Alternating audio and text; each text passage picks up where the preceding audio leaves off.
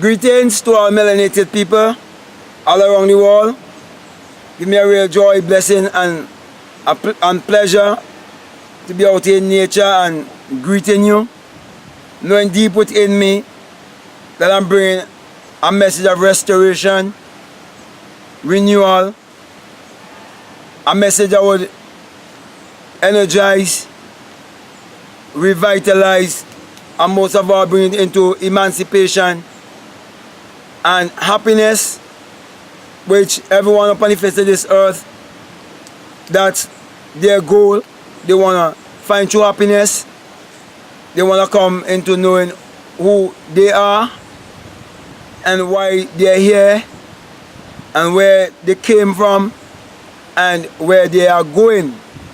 And so, my brothers and sisters, with that being said, I want to speak to you concerning the godly and the ungodly, because we live in a world whereby we were chained to believe a certain way and would have never questioned that way that in which we were chained to believe.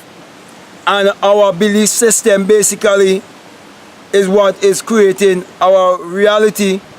That's the reason why some people will get certain dreams. Some will dream about hell, some will dream about heaven, and most of the time they will get these dreams or these experiences based on their belief system and what they believe in.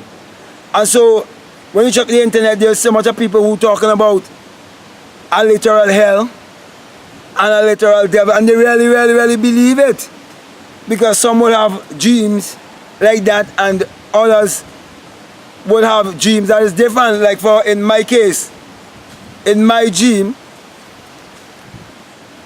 I am actually right now living in the dream of heaven, which is living in my higher self, my place of joy and peace and happiness.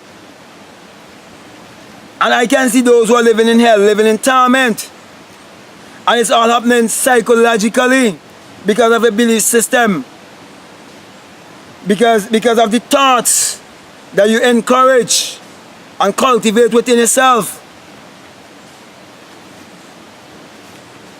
And so when you come to be speaking about the godly and the ungodly, those who are religious and those who interpret the Bible literally and think the Bible is secular history when it's all allegory, it is parabolic, it is symbolic, it addresses the human mind and must be interpreted psychologically.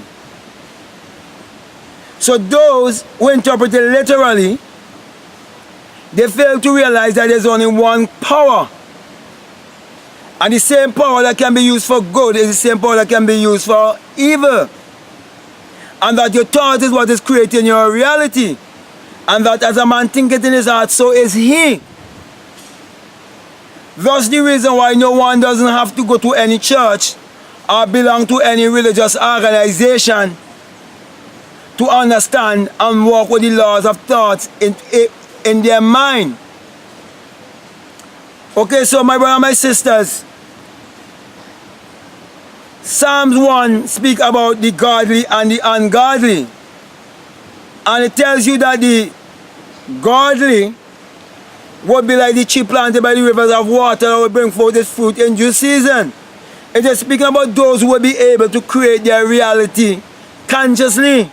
Those who will look within themselves and find the Creator to be within themselves. Those who will understand the laws of thoughts and how thoughts work. Those who will understand that we are thought evolved being. Those who will understand that St. John 1 verses 3 when it says, all things was made by him, and without him there isn't anything made that was made. It is speaking about the creative power within you. So those who will accept that truth and accept the God within themselves and accept that as above so below, as it is without so is it within, they are the ones who will not be religious and judgmental and bring condemnation on others. They will be the ones who are bringing light and truth to people, to teach them how they can help themselves. So they bring self-help to our people. So basically the godly people are the people who are leaving legacy. The people who are creating employment in a positive way.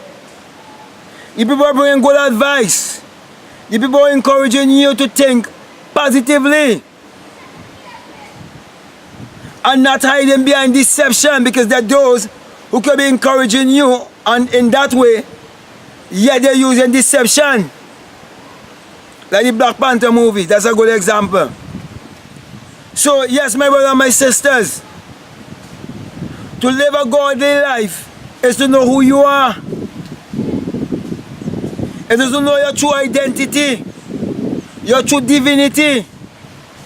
It's to know that God and man are one, and that God is your own human imagination, which is the created man, the invisible man. To know that God is the dreamer in you, and you know how to go to bed more consciously to create your reality. Those who live godly, it is those who would not have sex ignorantly. You will have sex not just for pleasure only, but also to create your reality. Because they will understand it is the greatest creative power or energy upon the face of the earth to create your reality. And then in Psalms 1, it also tells about the ungodly. They are the opposite, because there's a lot of polarity. Everything has its opposite. So if there's darkness, there must be light. If there's good, there must be evil. If there's wrong, there must be right. That's the reason why Deuteronomy 32 and 39 tells you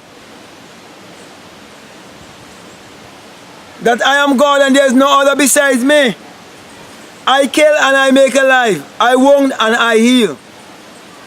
And Isaiah 45 from verses 5 to 7 tells you that I am God and there is no other also. And that I create the darkness and I create the light. I create the good and I create the evil.